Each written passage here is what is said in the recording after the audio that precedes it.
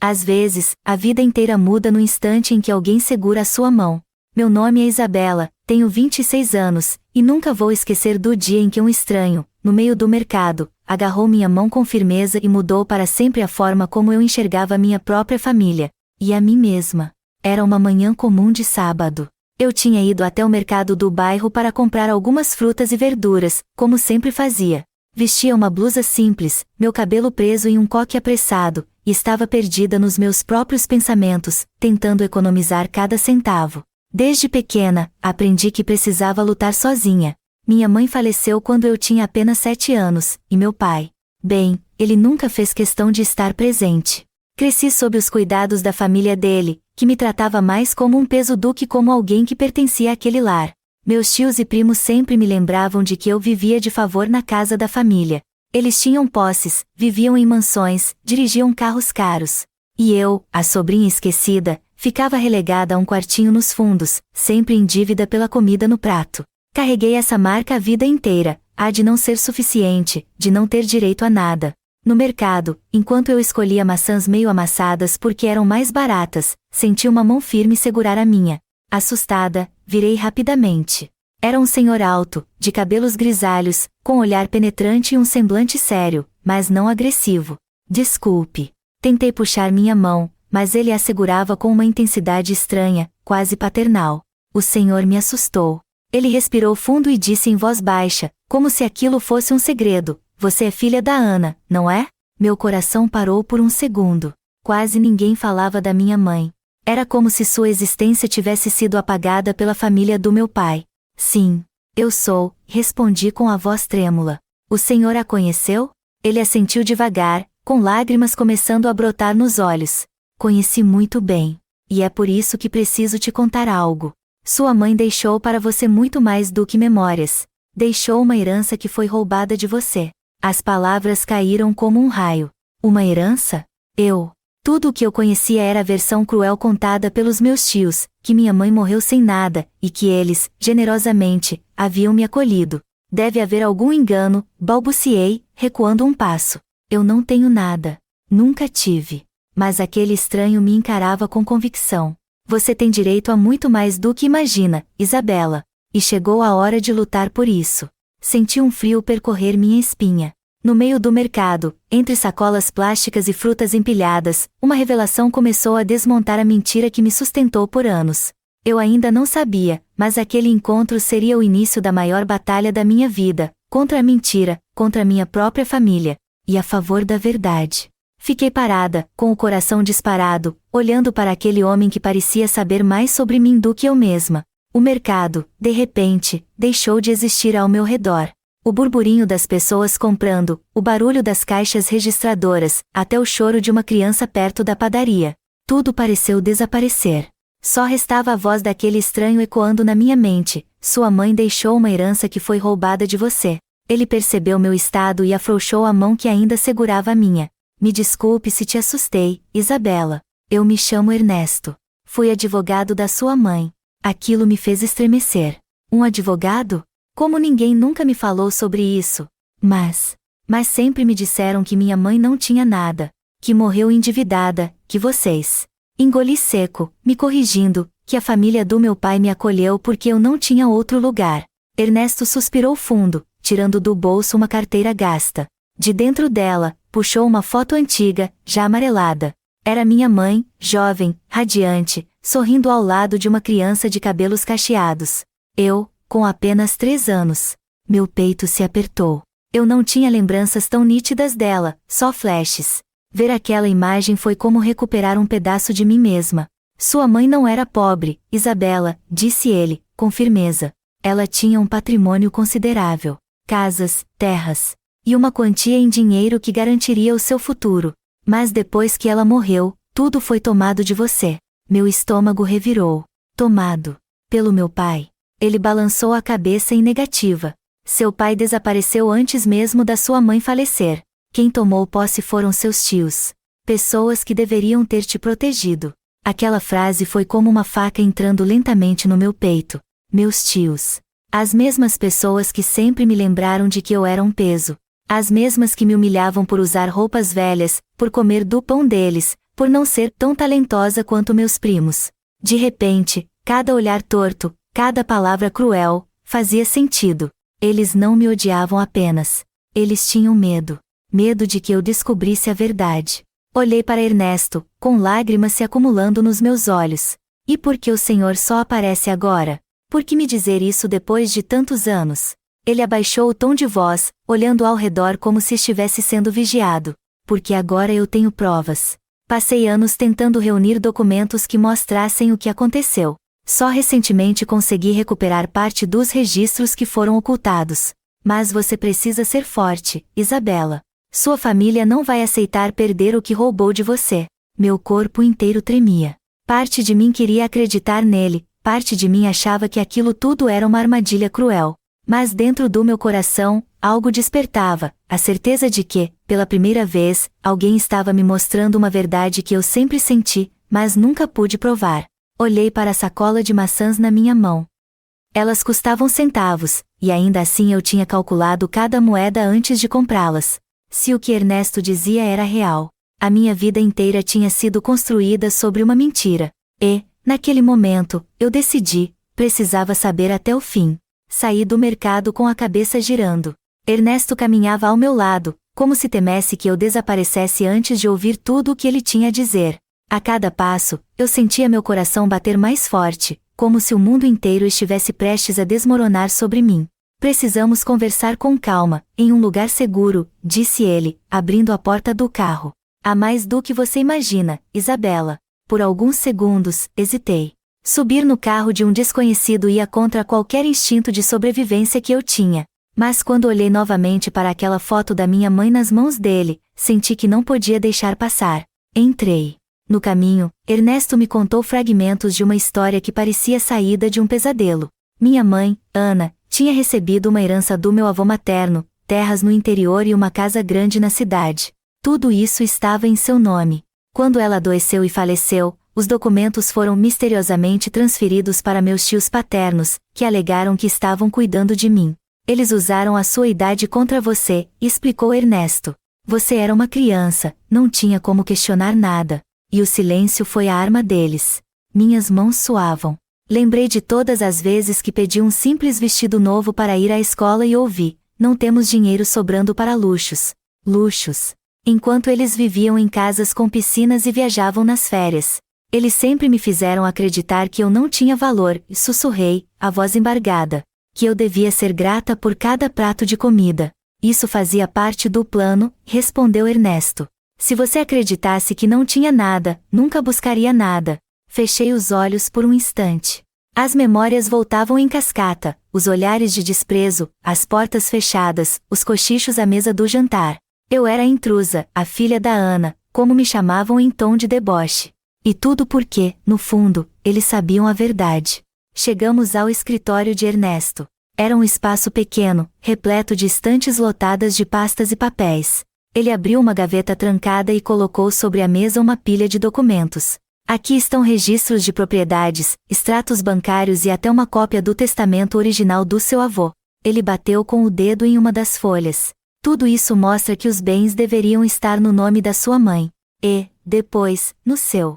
Meu corpo inteiro arrepiou. Toquei as páginas como se fossem brasas, com medo de que queimassem minhas mãos.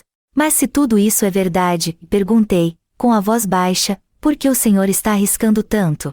Ernesto me encarou com um peso nos olhos. Porque eu prometi à sua mãe, antes dela morrer, que cuidaria de você. Falhei por muito tempo, Isabela. Mas não vou falhar agora. Um silêncio pesado pairou entre nós. Meu peito ardia de dor e raiva. Pela primeira vez, eu não era apenas a sobrinha humilhada. Eu era a herdeira de algo que me foi roubado. E, naquele instante, percebi que minha vida não seria mais a mesma. Voltei para casa naquela noite com os documentos de Ernesto ainda ecoando na minha mente. Cada folha que eu vira carregava não só números e propriedades, mas também anos da minha vida roubados. Eu sentia o peso da injustiça como nunca antes. Minha família estava reunida na sala quando cheguei. Era um ritual quase diário, todos assistindo televisão, rindo alto, enquanto eu passava despercebida.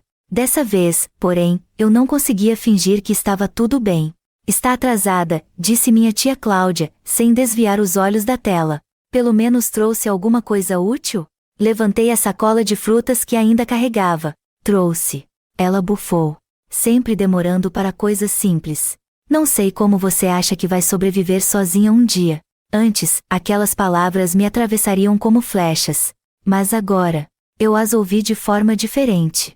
Como veneno que finalmente eu conseguia identificar. Enquanto jantávamos, meus primos se gabavam de uma viagem que fariam para o litoral. Lembrei de Ernesto me mostrando extratos bancários com valores absurdos, dinheiro que deveria ter garantido meu futuro.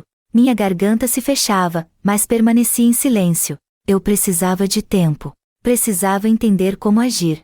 Mais tarde, no meu quarto, peguei a foto que Ernesto tinha me dado.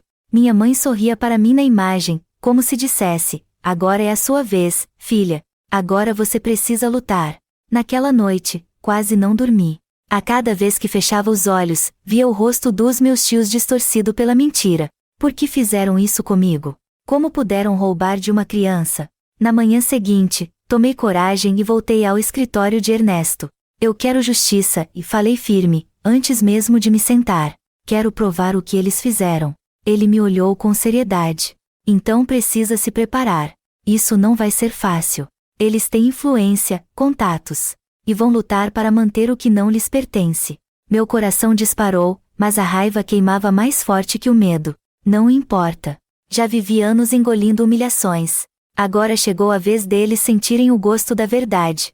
Ernesto assentiu e começou a me explicar o processo. Falou sobre testemunhas, sobre documentos que precisariam ser validados, sobre enfrentar a resistência da própria justiça. Cada detalhe parecia um novo obstáculo. Mas quanto mais ele falava, mais eu me fortalecia. Antes de sair, ele colocou a mão sobre a minha.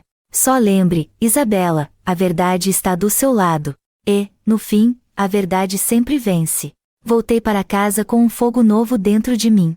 Pela primeira vez em anos, não me sentia a sobrinha invisível. Eu era alguém com voz, com direito, com propósito. E mal sabia eu que, em breve, o confronto deixaria de ser apenas silencioso. Minhas descobertas logo fariam a máscara da minha família cair. Diante de todos. Os dias seguintes foram de tensão constante. Cada vez que eu olhava para os rostos da minha família, sentia um misto de raiva e tristeza. Eles viviam confortavelmente em cima do que era meu, e ainda assim me olhavam como se eu fosse um peso morto. Ernesto me orientou a agir com calma. Ele reuniu mais provas, falou com antigos vizinhos da minha mãe, buscou registros em cartórios. A cada documento recuperado, a farsa da minha família ficava mais evidente. E, com isso, eu me preparava para o inevitável, o confronto. Numa tarde de domingo, quando todos estavam na sala, decidi que não dava mais para esperar. Entrei com a pasta de documentos nas mãos e permaneci de pé diante deles. Preciso falar com vocês, e comecei, com a voz firme. Minha tia Cláudia revirou os olhos. O que foi agora, Isabela? Mais uma de suas birras? Meu coração batia forte, mas eu não podia recuar. Coloquei os papéis sobre a mesa. Sei de tudo. Sei que minha mãe deixou bens, sei que vocês tomaram posse deles. E sei que toda a vida que me fizeram acreditar era uma mentira. O silêncio que se seguiu foi ensurdecedor. Todos pararam de respirar por um segundo. Depois, meu tio Maurício riu, um riso nervoso, carregado de deboche. E quem te contou essa bobagem? O advogado da minha mãe. Olhei nos olhos dele. O mesmo que guardou provas de tudo. As expressões mudaram de imediato. O riso sumiu, substituído por uma sombra de medo. Meus primos se entreolharam, sem entender. Cláudia se levantou, caminhando até mim com a fúria estampada no rosto. Você não sabe o que está dizendo. Foi graças a nós que você teve um teto. Foi graças a nós que não morreu de fome. Senti as lágrimas queimando meus olhos, mas não deixei minha voz vacilar. Não.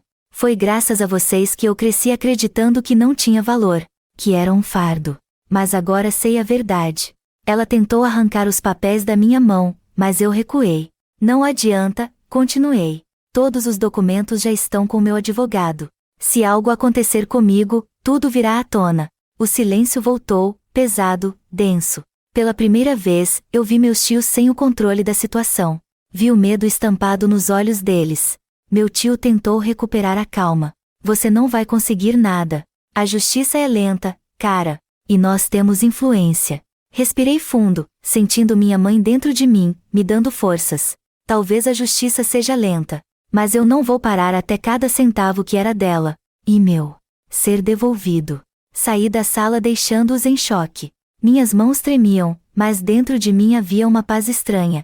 Eu sabia que a guerra estava apenas começando, mas também sabia que, pela primeira vez, eu não estava mais sozinha. E mal podia imaginar, o destino já preparava a reviravolta que faria a queda dele ser ainda mais humilhante e poética. As semanas seguintes foram um turbilhão. Meus tios tentaram de tudo, me convencer, me intimidar, até espalhar boatos sobre mim. Mas nada mais podia me calar. Cada vez que eu me sentia fraca, olhava para a foto da minha mãe e lembrava, essa luta não é só minha, é também dela. O processo foi aberto. E, como Ernesto havia previsto, eles usaram advogados caros, tentaram atrasar audiências, manipular informações. Mas a verdade... a verdade tem uma força que ninguém consegue deter. Na primeira audiência, quando os documentos foram apresentados diante do juiz, eu vi os rostos dos meus tios empalidecerem. O testamento original do meu avô, que eles juraram ter se perdido, estava ali, intacto. As transferências fraudulentas estavam ali. As assinaturas forjadas, as datas inconsistentes. Tudo. Foi como se, diante de todos, as máscaras caíssem. Aqueles que se mostravam como a família generosa revelaram-se ladrões do próprio sangue. O processo demorou meses, mas o veredito final foi claro: os bens deveriam ser devolvidos a mim. Casas, terrenos, contas bancárias. Parte da fortuna já havia sido dilapidada, mas o suficiente restava para me garantir o que minha mãe sempre quis: uma vida digna, sem humilhações. Quando o juiz bateu o martelo, lágrimas escorreram pelo meu rosto. Não era apenas sobre dinheiro. Era sobre justiça. Era sobre devolver a minha mãe ao lugar de honra que tentaram apagar. O mais irônico é que, logo depois, a notícia se espalhou pela cidade. Todos passaram a comentar como a família perfeita havia enganado a própria sobrinha. Perderam não só os bens, mas a reputação. Era a justiça poética que eu nunca imaginei presenciar. Hoje, enquanto escrevo essas palavras, estou na sala da casa que foi da minha mãe. As paredes ainda guardam memórias que eu estou redescobrindo pouco a pouco. O cheiro, a luz entrando pela janela, os móveis antigos. É como se ela estivesse aqui comigo, sorrindo, dizendo: você conseguiu, filha. Não vou mentir, a dor do que vivi não desaparece de uma hora para outra. Mas agora, pelo menos, sei quem eu sou. Não sou a sobrinha humilhada. Não sou o peso. Eu sou a herdeira da verdade. E se eu aprendi algo com tudo isso, é que a vida pode mudar num instante. Basta ter coragem para enfrentar as mentiras e abraçar a verdade. Se você chegou até aqui comigo, me conte nos comentários: você já passou por alguma injustiça que parecia impossível de vencer? Eu adoraria saber sua história. E não esqueça de deixar o like e se inscrever, porque ainda tenho muitas histórias para dividir com você.